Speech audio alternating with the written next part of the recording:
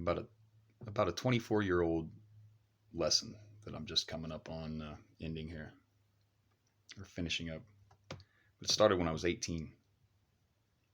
I met this guy one time who was living on a subdivided lot with some friends of mine in the house closest to the street there. Everybody called him the rock healer. And everybody thought this guy was nuts. You know, we used to see him walking around out there, and they had a long gravel driveway. And you'd see him walking around out there looking down at the rocks and stuff. And once in a while, he'd pick one up. And you could see him pick it up, and he'd hold it close. And it was like he was talking to it or something. And so we all thought he was nuts. We never heard what he was saying, but you just knew whatever it was crazy, right? And so, but he was always a nice enough guy. And I mean, we kind of cut him up behind his back and stuff, you know, like kids do. I mean, we're 18, 19 years old, most of us. Anyhow, but we got along with the guy good, though. Everybody seemed to like him all right. But one day I go over there, there was a concert that night. And I'd kind of forgot about it, and I showed up late, and everybody was gone already. And so as I'm leaving, I look down the driveway there, and I see the rock healer, like always, walking around, looking down at the rocks and stuff. And but he looks up and he sees me, and he waves me over. Hey, come here, man, come here. You know, so I go over. Hey, how's it going, man? You know, I don't think I ever knew his name, but he invited me in. He said, man, come on in for a minute. He said, I want to show you something.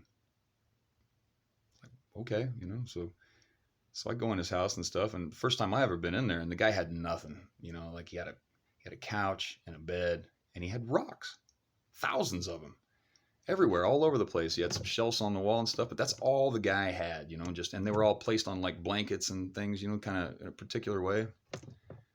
And he goes over to one of these shelves, and he picks up this rock. He comes over and he says, here, man, check this one out, and he hands it to me. And so I kind of look at it. I was like, cool rock, man, you know, and I try to hand it back to him, and he grabs my hand. And he says, no, look at it like this. And he turns it. And as I'm looking at it, while he's turning it, and it's like he hit this angle. And finally, I saw what the hell he was talking about. And on this rock, man, it was like a perfect work of art. You know, it was something it blew my freaking mind. It was like a nature scene with trees and a stream and mountains and all this stuff. You know, it was so detailed. I could see the leaves on the trees. I mean, it was amazing. And that's what I said. Wow, man, that's amazing. I said, I never realized, you know, but anyway, so he puts that one down. He grabs another. He says, check this one out, man.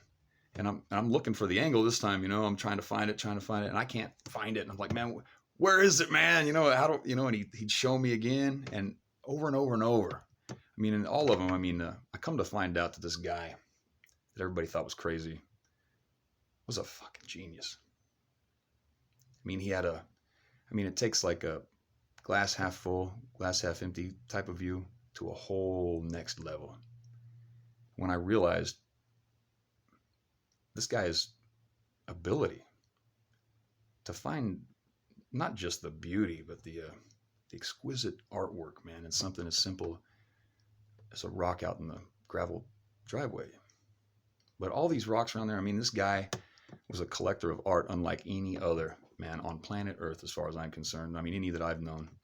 I mean, not that I know a lot of art collectors or anything, but traditionally they collect paintings and different things, you know, that people make. This guy's ability was to find the art in worthless things. I mean, especially these rocks. Anyway, so I've had this lesson in the back of my brain for years and years.